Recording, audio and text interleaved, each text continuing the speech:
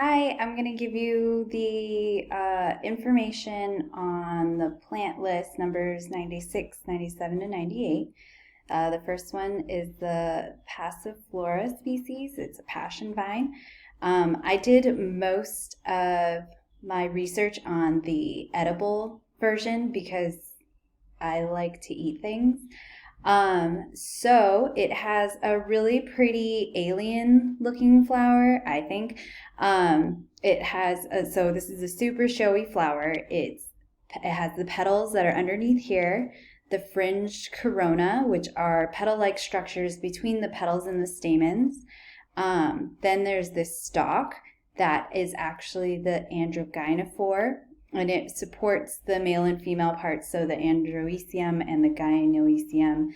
And then the top actually falls off when it's mature, which has a specific botanical name, which is called operculum. And then there's a limen at the base of the whole androgynophore with a hinged anther. So these things over here are like hinged. There's plenty of names for everything in botany, as you probably figured out. There's a three-pronged stigma, and then it produces, the Passiflora edulis produces a really yummy egg-shaped fruit like this, and usually it's not as dehydrated. And so it's a pepo fruit, which just means that it does still have the outer rind, but the inside isn't separated by septate.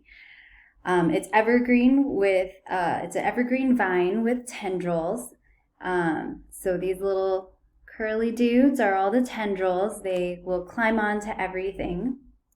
I have one growing on top of the house right now because it just keeps sprawling. It only fruits on new growth, so if you have this, you need to cut it back. But the leaves are palmate trifid leaves with a deep sinus, so that's like the whole deep part in there. And then sometimes, oddly enough, it just has regular simple ones with just like this, but only one, and with the margins being not perforated but serrated. I forgot to mention that the family of the Passiflora is in the Passifloraceae, and the order is Malpighiales.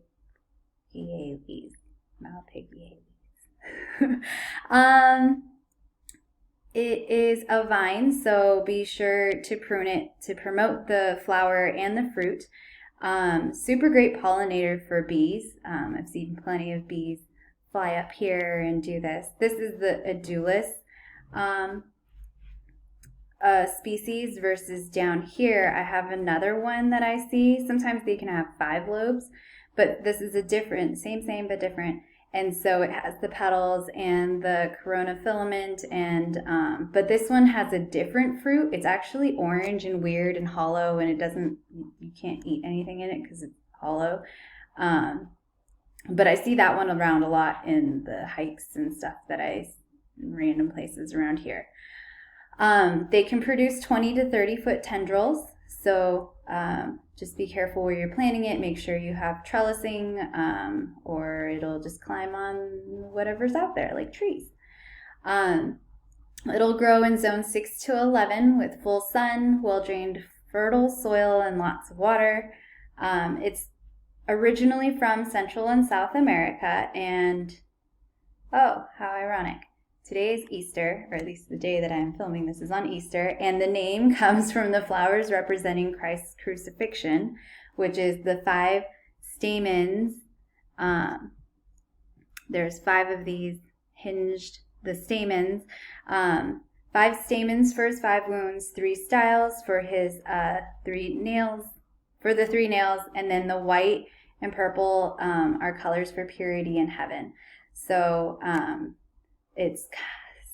I guess it's medicinal, according to one of the references that I do have. And so there are certain species that are considered valuable because the herb or it can be considered an herb for its sedative, anxiety reducing, and tranquilizing properties.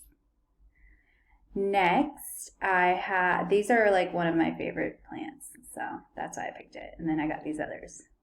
First, we have solanum laxum. It's the common name is the potato vine in the Solanaceae family and the Solanales order. It's an evergreen deciduous vine, so it can get all crazy like. I don't believe that this one has tendrils.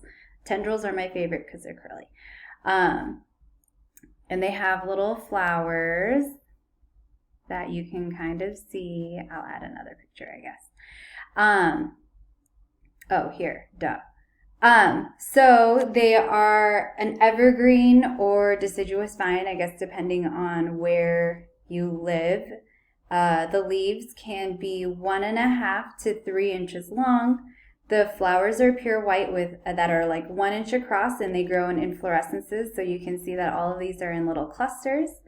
There's a yellow center with these, and then I think it's cool because it has the purple there. But it has green to black lanceolate leaves. None of the pictures that I found had black, but I'll agree with them because I haven't seen this out there. Maybe I have.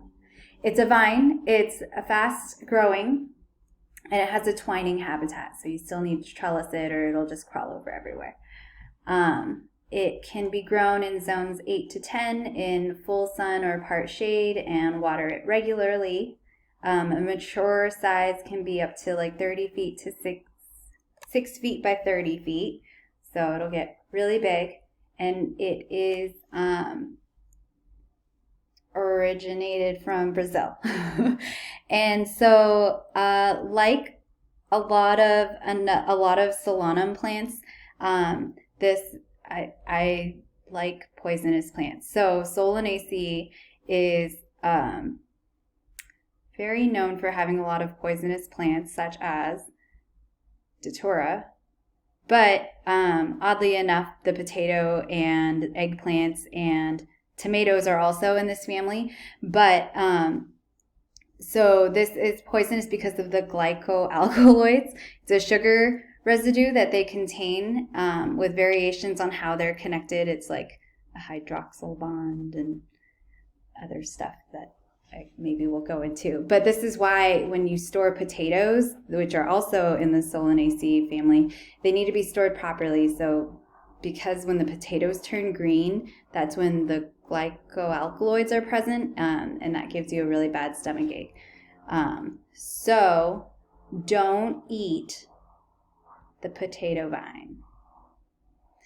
Next, we have the stephanotis floribunda.